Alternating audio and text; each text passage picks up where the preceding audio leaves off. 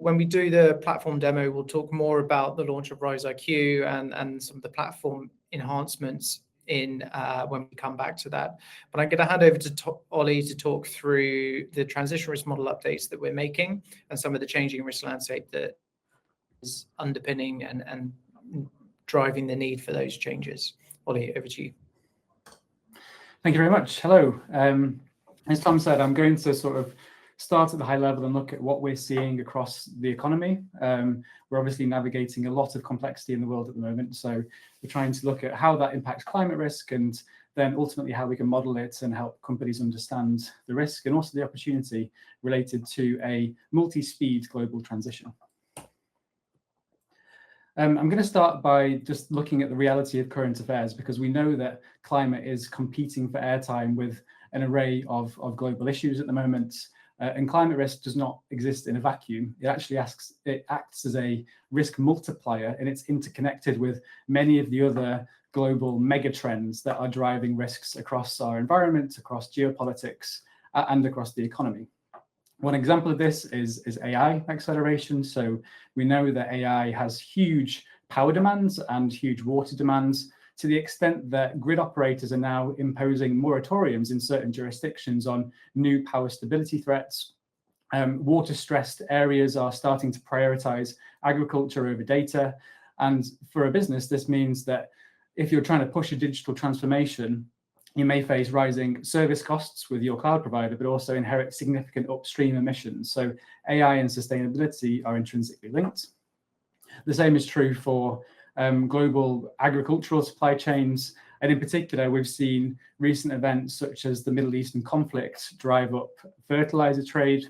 At the same time, we're seeing physical climate shocks to food systems, and a super El Nino towards the end of this year might challenge that even further. I'm going to talk about that a little bit later. And that happens at the same time we're seeing more shipping regulations. So the European ETS is penalizing costs of carbon in shipping. And ultimately, that's all driving global food price inflation. So these things are all interwoven. And then final example is energy security. Again, stimulated by the Middle East conflict, we've seen really high surges in fossil fuel prices. But this is actually sort of a good news story in the transition sense, because it sparked a number of emergency energy policies, and countries are starting to accelerate decarbonisation towards non-fossil fuel-based energy systems. We've seen record EV sales because petrol is expensive at the pump. And we're starting to see a shifting geopolitical center of gravity because China's driving the investment in renewables. So there's a whole kind of interwoven web of conflict and geopolitics and economy, all intrinsically linked to climate. And these sort of polycrises are driving systemic risk to business, and they will require truly resilient operating models and supply chains to be able to overcome them. So now I'm kind of zooming in on what we've observed in the low carbon transition landscape over the past year. And I would say my overarching takeaway is the global transition is fragmented, yes, but it is actually enduring. And we're seeing a lot of good news stories at the same time as the challenging ones. So just to speak to some of the key themes that we're looking at high level, despite the US dismantling climate policies at quite an alarming rate, we've seen that that's actually quite isolated. And across the globe, most climate policies are persisting largely. As I mentioned, energy security is driving a faster energy transition across many regions of the world. We've seen continuous ratcheting of ambition through the COP process. That still goes on quietly in the background. And ultimately, this is driving a multi-speed economy. So some markets and sectors are accelerating, others are stalling, and that's creating a lot of winners and losers across the economy. What that means is, as a business, you're facing strict regulation across many jurisdictions. You can't just sort of look to the US for limited shelter on deregulation. And a global value chain faces a fraction map. Granular assessment is needed to understand increasing compliance costs and risks across those markets. I've touched on the growth in low carbon tech. So we've seen that the grid has essentially reached the tipping point. Renewables is rapidly accelerating and now makes up most new power on the grid. Cost curves have collapsed for key technologies like batteries, and electric vehicles are partly in response to current affairs, capturing more and more of the new car market share. So electrifying operations as a business is actually becoming a cost-effective procurement strategy, which helps you defend your margins. We are observing a recalibration of targets in response to operational realities. This is kind of at the government level, but also at the company level. So, targets that were set maybe around the Glasgow Agreement a couple of years back were lofty. And I think we're seeing a recalibration towards more feasible transition timelines and near-term milestones. And what that means for a company is we are observing there's more emphasis on a fully costed transition plan. So you've got to prove out the CapEx and OpEx alignment of the business model. At the same time, mitigation, i.e. reduction of emissions, is competing with growing focus on adaptation to a warming climate. And so companies are rapidly sort of investing in physical resilience. And as I said, a super El Nino could be something that shoves more urgency into businesses, enforces capital reallocation to fund immediate physical resilience plans to adapt to and respond to things like water security, heat stress, and extreme weather events. And finally, on nature, we are seeing some progress. I think the policy landscape is not moving as quickly as we thought it might, but I think there are quite a lot of operational regulations that are starting to kick in and ultimately change the way people do business. So things like the extended producer responsibility, EPR regulations, are forcing circularity overhauls. And what this means is that firms are facing unpriced risks related to nature, but also growing costs of compliance with a range of water and plastics and circularity related regulations. And ultimately, I'd look across this slide and say, because the transition is moving at different speeds across different segments, you require granular analytics. You've got to look into individual markets, to sourcing locations and business segments to understand and manage this change. And this is how Risilience can help through our transition risk model suite. So I've talked about some of the trends we're observing. What does that mean for the future trajectory and how we project and model climate risk and opportunity? We at Risilience use the NGFS scenarios. These are sort of industry standard. They provide multiple potential future pathways for global emissions and also have a lot of narrative about decarbonisation. So they'll include assumptions on climate regulation, energy systems, technology change, carbon capture, that sort of thing. And the moderately good news is that we are seeing an immediate peak in carbon emissions. So essentially, by the end of this decade, we will start to, in most scenarios, plateau and then decrease. In essence, when China hits its peak emissions in the next year or two, global emissions will start their downward trajectory. So that's good in some senses. We've got a lot of work to do to get to those ambitious scenarios. And on that note, because we're so misaligned with the ambition of net zero by 2050, keeping global warming below 1.5 degrees is essentially no longer realistically feasible. What I would say is that this doesn't mean the transition has failed. Achieving global net zero by the end of the century is highly likely, and every marginal decrease in emissions that the world takes reduces the severity of climate change. So there's no less urgency. The other sort of success story is that the world has already transitioned to mitigate the worst emissions growth outcomes. So when these scenarios were published, maybe 5 or 10 years ago, the climate science was looking at worst case outcomes of fossil fuel driven economies. That's kind of since been debunked, and the worst case SSP 585 it's called has been deemed implausible because since the Paris Agreement in 2015, we've halted the growth of fossil fuels to bend the curve downwards. So this is not a realistic scenario from a emissions perspective. However, with we should still consider this from a physical perspective, because high warming scenarios are still plausible. Above 3 degrees warming, it is possible. We don't know a lot about the sensitivity of the climates to emissions. There's potential feedback loops and catastrophic tipping points. And so we still continue to use this high warming scenario as a physical stress test to understand what could happen in a hot world. On sort of current policies, there's a source called the Climate Action Tracker, and they project that real-world action based on current policies will limit warming to about 2.6 degrees. And this number continues to creep down as governments grow their ambitions and implement new policies. And so the way we approach this is we treat NDCs as a optimistic likely pathway. NDCs is nationally determined contributions, so essentially the targets submitted by countries. And this pathway, as I said, is optimistic but entirely plausible, and this is the pathway we recommend as a middle case for climate risk assessment. Just sort of covering off the remaining scenarios that we could look at, there is still the prospect of some sort of delayed transition, i.e. we don't do anything now, but then it starts to kick in around 2030.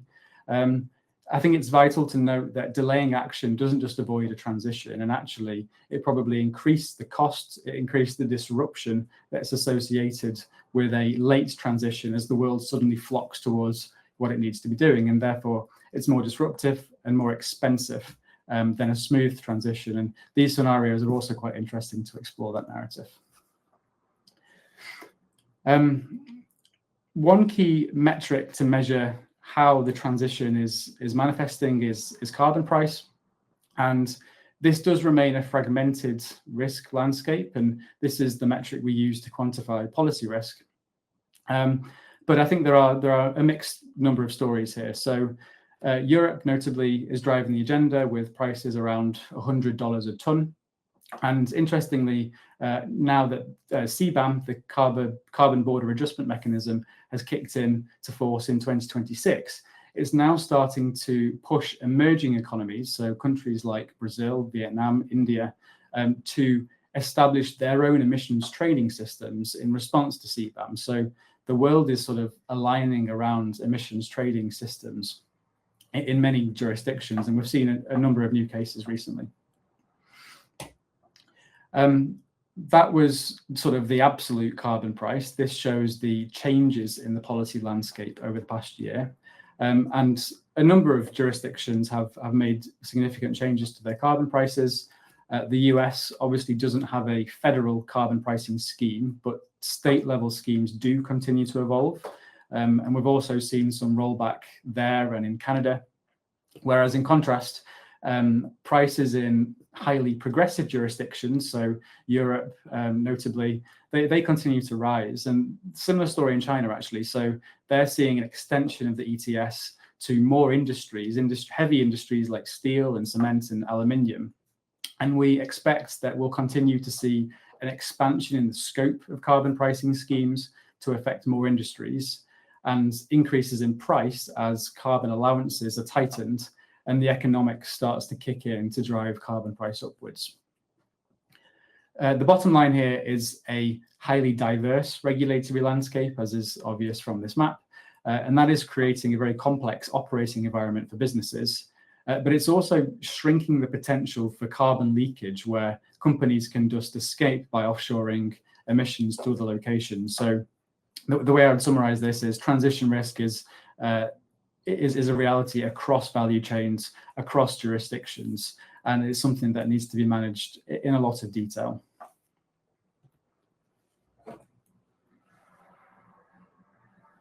One major area of focus for us this year is on behavioral trends and customer demand change.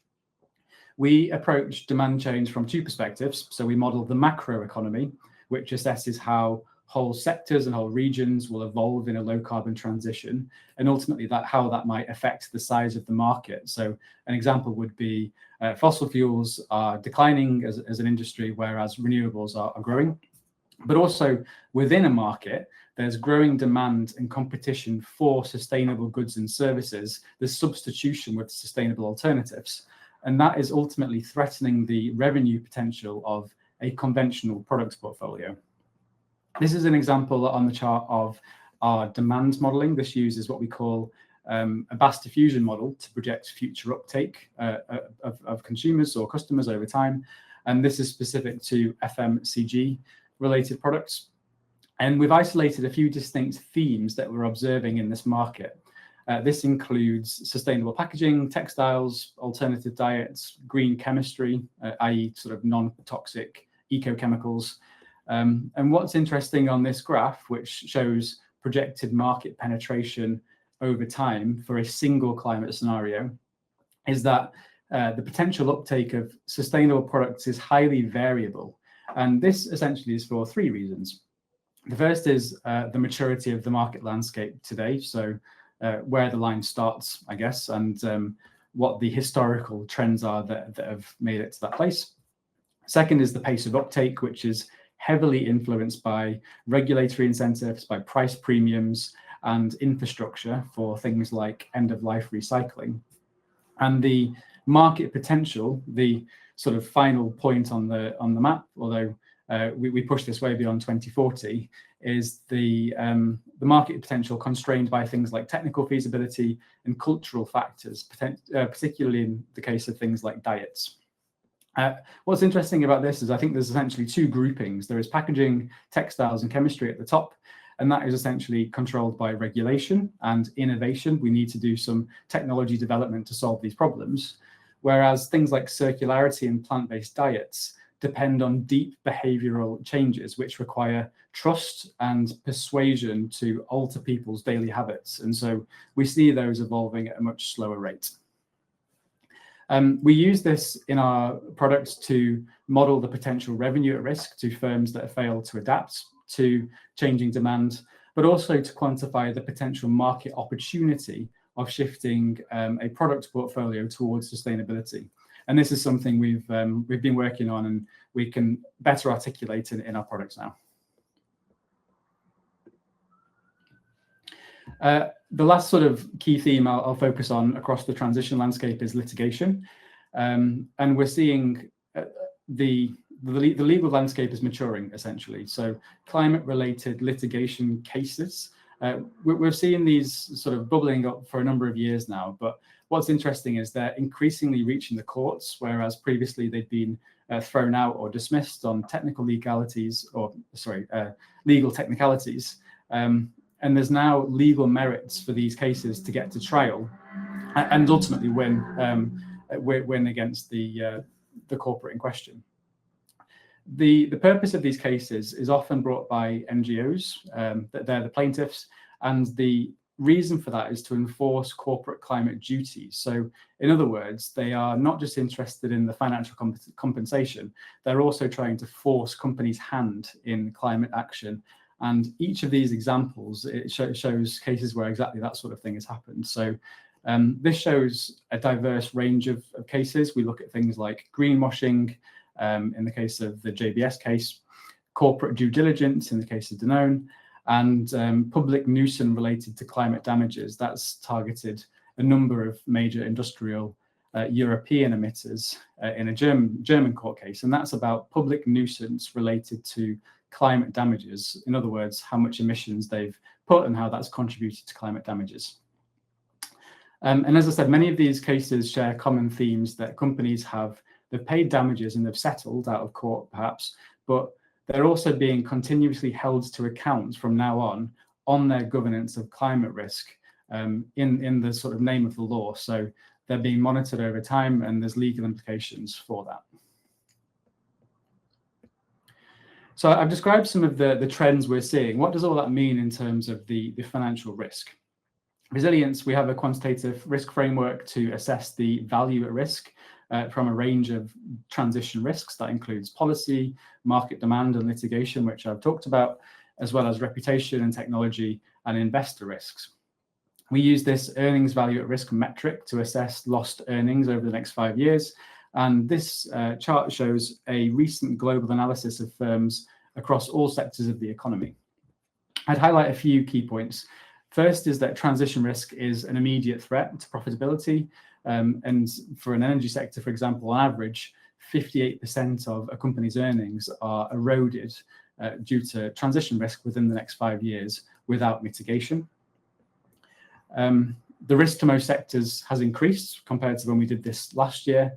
And the reason for that is largely because delayed policy threatens a more disruptive response to climate change.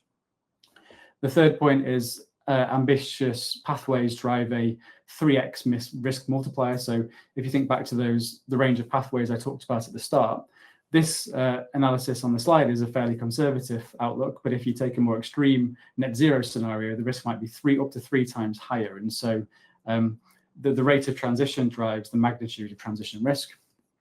But significantly, decarbonisation can protect more than 40% of that value at risk. And so a solid transition plan is a really resilient and strong way to mitigate transition risk and build future-proof the business against these externalities. I'm about to wrap up, but I just thought I'd finish on what we expect over the next year or so. I've mentioned El Nino a couple of times, and we're doing a lot of work at Risilience at the moment on modelling the impacts of El Nino. It's likely to spark agricultural and economic disruption later this year, and that will have consequence on global food prices. We expect some quite significant food price shocks. And so if you're interested in that, please come and talk to us. We've got some really interesting analysis that's recently been featured in The Guardian, actually. The second point is on the global response to that climate disruption. I would suggest that an El Nino might be a wake-up call for a hot world. And so we might see policy acceleration in response to major food and water security risks.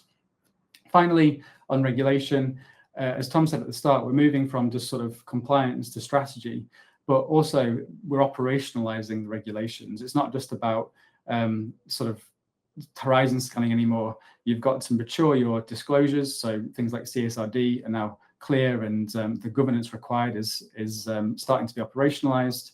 But also we're seeing operational regulations across the value chain. So things like carbon prices, as I mentioned, as well as extended producer responsibility, deforestation regulations, and CSDDD driving structural supply chain mandates. So companies can't just sort of report on it, you've actually got to act. I will wrap up there. Thank you very much for your time, and I'm going to pass back to Tom. Thanks, Ollie. And before you sneak off, we have had a few questions, so I will pose those now before we jump into the product demo. First one was from Martin. Tough one. How can the potential impact of tipping points and feedback loops be added, accepting there are high levels of uncertainty as a replacement for SSP 5 8.5? I've got some thoughts, Ollie. I'll let you collect your thoughts. I think it's a great question. So we use the CMIP6 data set, so the global set of climate models that form the basis of a lot of the climate science that is done around the world, and we use a sort of authoritative source on that. Those do include aspects of tipping points, but by no means are they a comprehensive kind of collection. And it's an area that we know can be improved, and the wider climate group can be improved. There is something called the Tipping Points Modeling into Comparison Project, which is looking to do exactly that, to get better resolution on things like the sort of removal or melting of polarized sheets and various other tipping points. And so that's an area that is actively underway. And I think, it's too early to see exactly when they will be delivering outcomes and exactly when we would put that into the models. But yeah, it's an area that we are kind of monitoring, and an area I think in climate science, it's the more focus needs to be put into.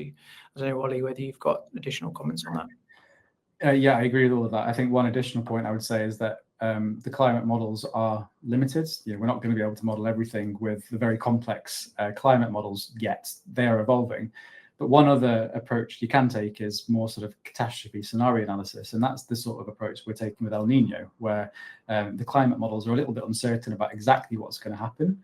And so we're building stress tests instead that say, okay, if we did see a 3 degree anomaly El Nino, what might that look like, and how are you prepared for that? So I think the stress tests are a way of getting around some of the climate model uncertainties as well. Yeah. Okay, great. Thank you. I hope that answered the question, Martin. Another one we've had come in. So you suggest the global transition is progressing despite the US, but are we not seeing that Trump is coercing countries to step back on climate issues? So, how's the rollback and the kind of geopolitical pressures impacting the global transition? Yeah, interesting question.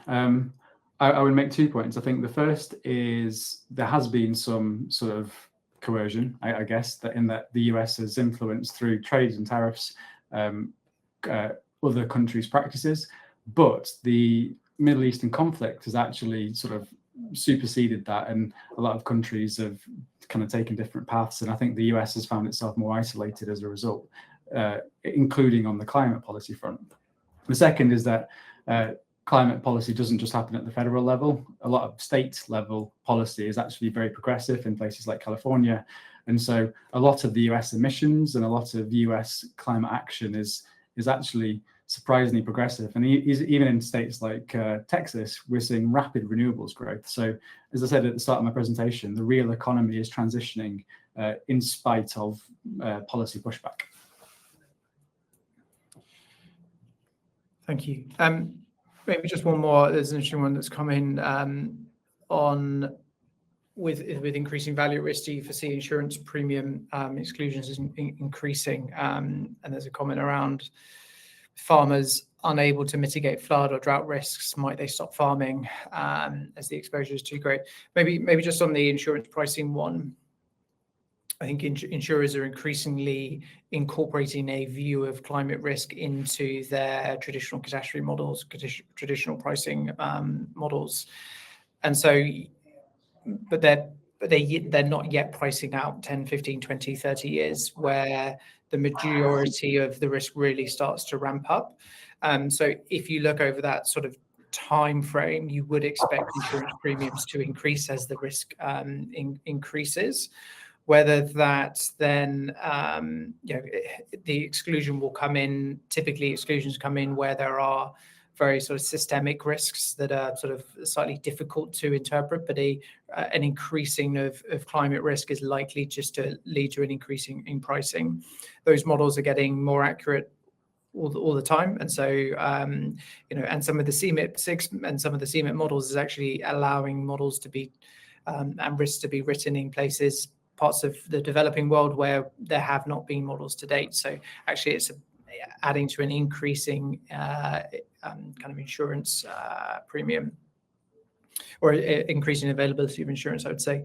In terms of the farming and drought risks, I think it's absolutely a very interesting area. The analysis that we do, and we started to look at some of the extreme years through the El Nino analysis that we've done, is looking at particular crops in particular regions and understanding, are there areas where they are under so much pressure to date that actually investing in regenerative agricultural practices or risk mitigation practices is frankly not going to be sufficient so that they have a long-term viable future. Things like dairy farms in Morocco, where already the animals are under high levels of heat stress, and that's only getting increasingly worse. Or coffee in certain parts of West Africa where we've already seen short-term yields. And so there will be as undoubtedly parts of the world where crops today are viable, where they're not going to be viable into the future. And I think from a corporate point of view, in terms of supply chain resilience, it's about understanding where are those areas, and then you have an opportunity to go and interface and either support the transition to other crops, look at crop innovation, look at potential mitigations if that is still an option. But definitely we would expect to see areas where certain commodities are just no longer viable to be grown. Okay, let's keep on moving. I think I had one more slide, Ollie. I don't know whether you could share that one. That's a bit premature. Before we jump into the demo. So I wanted to touch just a little bit on Riise IQ and talk about what it is, how it works, and then we'll show you what it looks like. So this is a generative AI tool that sits alongside the platform. It does a number of things, allows you to ask questions around usability. So how do I use the platform? What data do I need? Things like, what is a model configuration? This particular column in the input, can you remind me what that is? Through to methodology questions. We do mapping between SSP and NGFS, for example. What are those mappings? Can you summarize reputation risk, those sorts of things? And then importantly, the data. So this will have the ability to now query the data that sits within the platform. So you can ask for particular slices and dices and aggregations of data that are that are pertinent to you as a user. So what are the top 10 facilities at risk to wildfire, or overall, what's the absolute top 10 risks? Which products within market demand drive the biggest risk, etc., and be able to go and interface and interact with the data. Now, important point for those existing clients, this is and for new clients as well. This is all protected within the environment, and it's not used we don't use your data or your information to train any models. And this is an opt-in feature, so requires a specific opt-in to be able to use.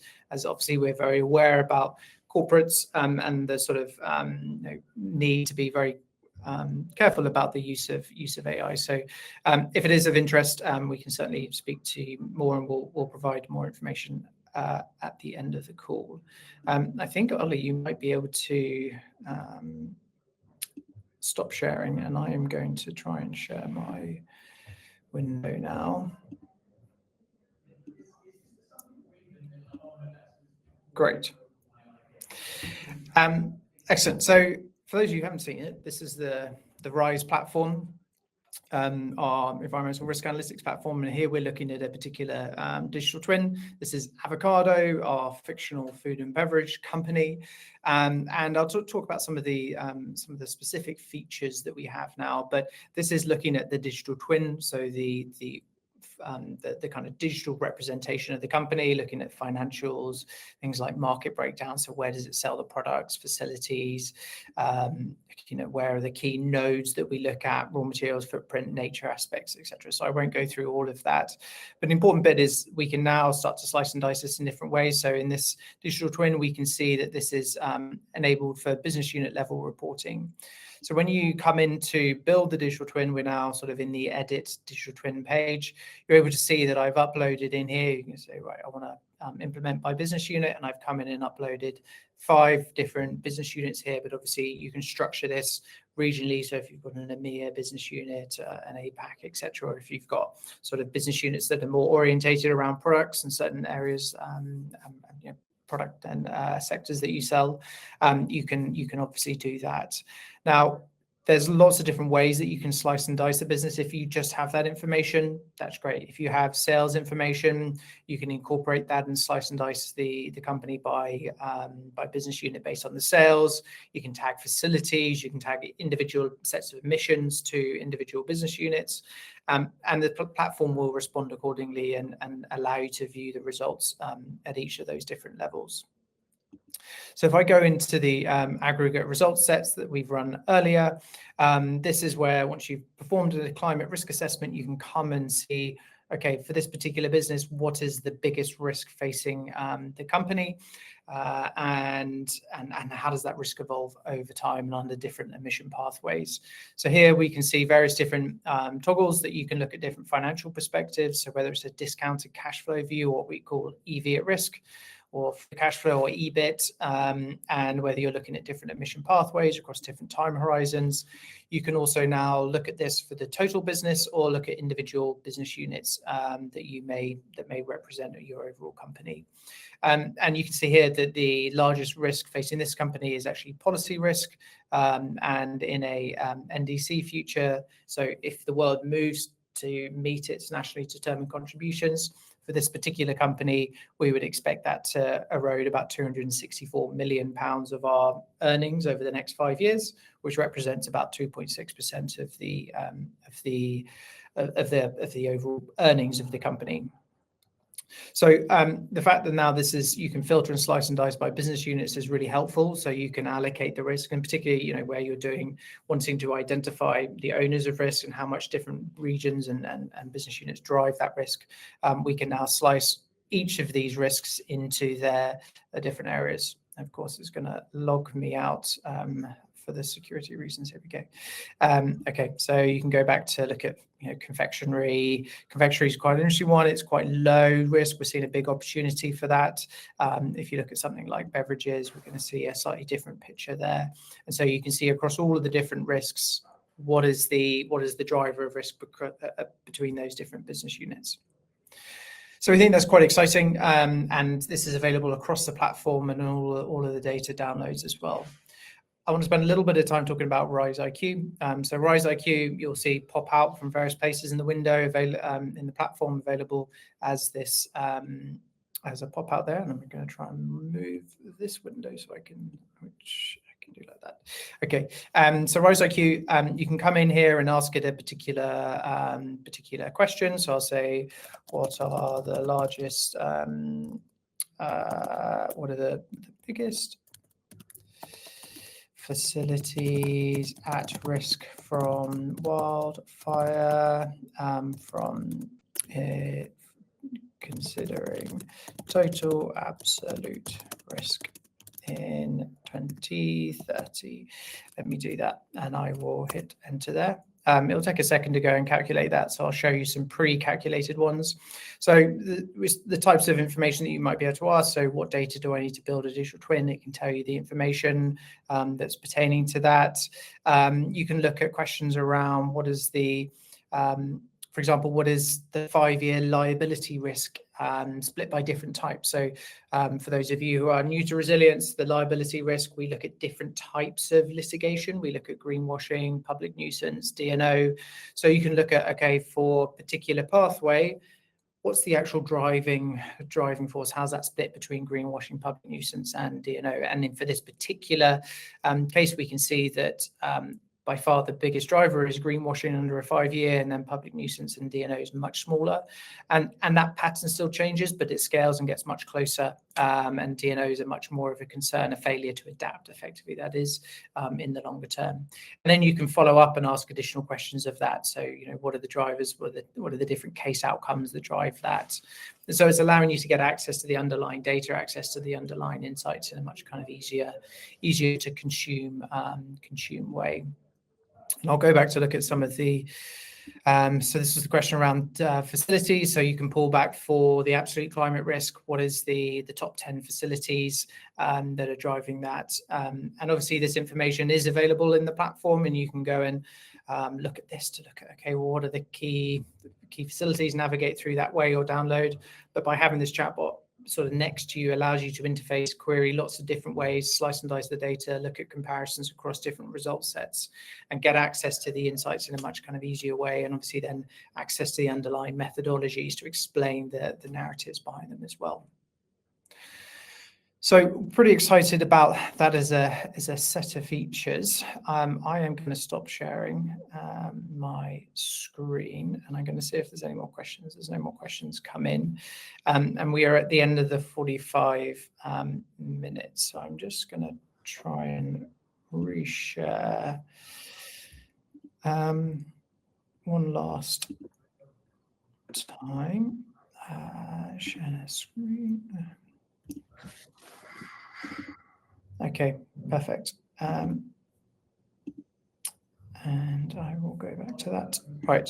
So I'd like to thank you for joining today. And I hope you found the updates on the product and the updates on the risk landscape helpful. If you would like to find out more, if you want to contact us, or if you want to book a demo, you can use the QR code that's on the screen. And I think we're going to have something pop up in the webinar box as well. And if you want more information, please just reach out to Risilience, and we're happy to have follow-up discussions. With that, I'd like to thank Ollie for your time as well, and wish you all a good day. Thanks. Thank you.